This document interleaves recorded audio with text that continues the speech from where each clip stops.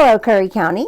I'm Mindy Turner with the Curry County Cooperative Extension Service, your Family and Consumer Science agent. We are a branch of New Mexico State University, bringing the research-based information from the university out to you. So for our 4-part series this time, we're going to be talking about what we're calling trash to treasure. So it's taking some of those everyday items that tend to pile up on us, either in the trash can or the recycle bin, and turning them into some useful types of things that we can use. Now, these are great as summer's coming up, great ideas for kiddos to work on, might make a good project for them. Fun things that you can put together very inexpensively for gifts, just something fun that you can take the time to do. Also, sometimes a little craft project is a great way to relax, and that's always good for our mental health, helping relieve some of that stress. So for this first part, we're going to talk a little bit about plastic bottles. We all come across plastic bottles, no matter how hard we try. And I know I have a lot of friends who try to avoid disposable bottles and doing that, but you still, every so often, it just happens. So what's something that we can do with those bottles to make them a little more functional and maybe not just fill up the trash or the recycle bin? So 4 projects for you today. They are also included in our newsletter that goes out every 2 months. It coincides with the release of the videos. If you would like to be on that list to receive the newsletter, we do send it out hard copy or over email. Go to our website, curryextension.nmsu.edu. Click on Family Health and Wellness. There's a place there to sign up for the newsletter list, and you can choose how you would like to receive yours. We'd be more than happy to add you to that list. Even if you don't reside in Curry County, we would still be glad to share that newsletter with you. You'll also find a link there to our publications through New Mexico State University. We're highlighting a couple different things through the newsletter for this month.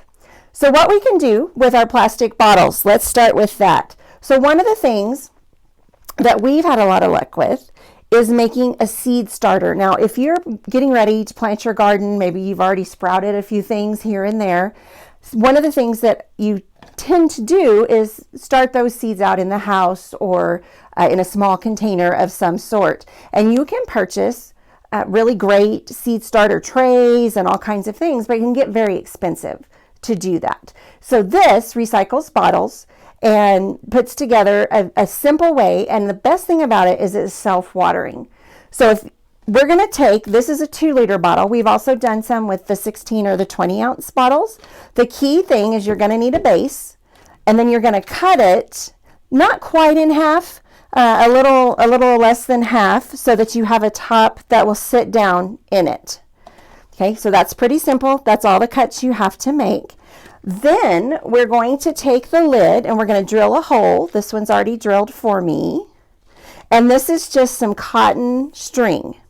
You need cotton because that's what's going to work the best. The job of this is to wick the water out of the base up into the top part of your planter. So you're going to run that through the hole in your cap, put your cap back on, and that's going to go right here. So you fill the base with water, you put your potting soil, if I can get it to come out of there, in the top, plant your seed. Okay. The water's going to wick up into your soil, keep your seed nice and moist so that you can get your plants started. When your seedlings are big enough, pop them right out here and plant them. Or if it's something that you just is a smaller that you want to grow in here, you can leave it in here and just let it grow from this type of a container. Okay, so a simple use for your bottles, but very practical, especially this time of year as we're working on our gardens and getting our plants going. Okay, the other thing, being outside, it's springtime, birds. We can make very simple bird feeders. Now again, I've seen all kinds of beautiful bird feeders at the store, but some of them can get very expensive. This one it's basically just a 2-liter bottle and a couple of wooden spoons. I actually had old wooden spoons, a ton of them in my drawer that I pulled out to use. You can also purchase, I've seen them 3 for $1. at some of the box stores. So if you just look at that, if that's something you would like to do, you can do this very inexpensively. The bird seed is what will cost you the most. So to do this, you want to be strategic in how you're going to cut your bottle. So we're going to just take just a permanent marker, and we're going to look at our bottle, and we're going to go, okay, I want to go about 1 inch from the bottom, so flat on the table, about 1 inch up, and I'm just going to kind of make a little star. And then across from that, on the opposite side, I want a circle about 1 inch in diameter. A lid to one of these bottles, just the bottle cap, is about 1 inch. So I'm going to cheat a little bit, and I'm going to line that up and just draw around it to cut out my circle. So I have the star on one side, the circle on the other, about 1 inch up from the bottom. For my second one, I want to alternate it, make it the opposite, okay, and just kind of figure out how high up on your bottle you want to go. It's not a set measurement for that. So now I would take scissors or a box cutter, X-Acto knife, craft knife, whatever you happen to have that will cut this plastic, and make the cuts. I'm not going to do that for you right this minute. I'm just going to show you on this one that we already have done. On this side, across the asterisk, I just kind of made a little X so that you can push the handle of your spoon through. On this side, you've cut out your circle. It's not going to be perfectly round. It's kind of hard to get in here to cut it that way. Take your spoon, insert the handle in first, through your cuts on this side, all the way up until it rests within that circle. Then if you want to add a hanger, if you have a ledge somewhere to sit it on that the birds can get to, whatever works best for you. I'm not going to fill it with bird seed right now, and I strongly recommend that when you get ready to do yours, you put it where you want it before you fill it, because seed will go everywhere as you move it around.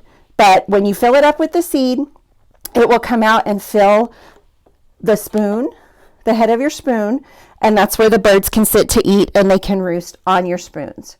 Okay, so we've got a seed starter, we have a bird feeder. What's the next thing? Let's talk a little bit about rain. We know we need it, we need more of it, make our gardens grow, cool things off for the summer, feed our crops, all those great things. So one of the things that we are very conscientious about how much rain are we getting. So in order to accurately measure that, what we would use would be a rain gauge. Simple plastic bottles, these are just plain old water bottles that can be turned into a rain gauge. So what we've done with these is we've simply cut the top off. You can see, okay, the top part, again, knife, scissors, whatever works well, and we're going to make them into the rain gauge. The key to this is making sure that you have your baseline at the bottom. So we're going to add, if I can open it, add water to the base. Now you can see we've got gravel in these as well, and that's helpful for your baseline, but you don't have to have the gravel unless you just do. So you're going to put your water in at the bottom to help make it level, because most of the time our plastic bottles may not sit completely level. They may not be squared up on the bottom anymore. So we're going to put, let me move these out of the way, water. Then where we're going to measure from to start our rain measurements is at that baseline. Okay, so you can see I've got about 1 inch of water in here. So I'm going to come up and mark that is the baseline. And then I'm going to mark my other measurements 1 inch apart going up. Okay, where we are, that 1/4 of an inch can make a really big difference. So you might want to have more marks, more places to line it up and look at.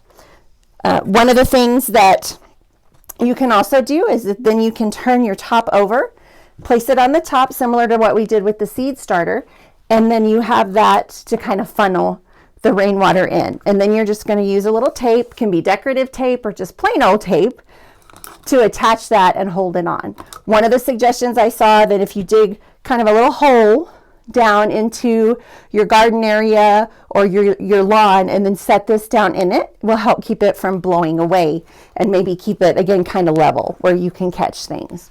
And then finally, super simple but kind of a fun thing that you can do Father's Day's coming up. Maybe you want to make some office gifts for dad, have the kids work on that. It's just sorting and containers and things that we always are looking for. Oh, I just need a place to put this. So here's a simple way that you can do that. With a large one, you want to cut a big enough hole so you can kind of get your hand in it to get out whatever's in there. And then we just take, again, decorative tape. This is some decorative packing tape. We have some pretty duct tape. This is craft masking tape, so it comes in all kinds of colors and patterns.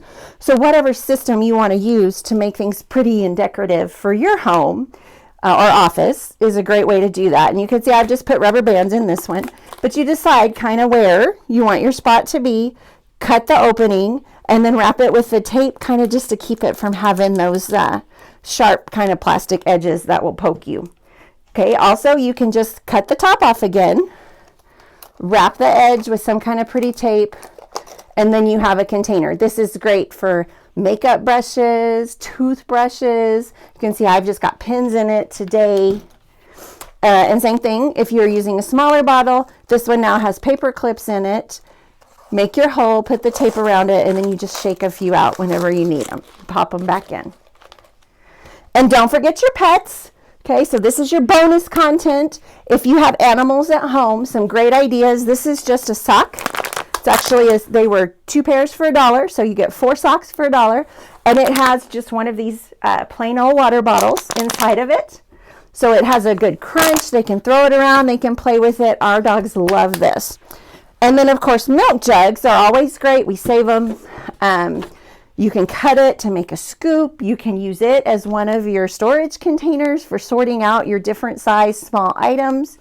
But one of the things that we've been able to do with it is put gravel in the bottoms enough so that it rattles, and then tie it up in the stall so that our horses can knock it around and play with it. And that keeps them entertained and busy and not bumping into or chewing on or messing with other stuff that they're not supposed to.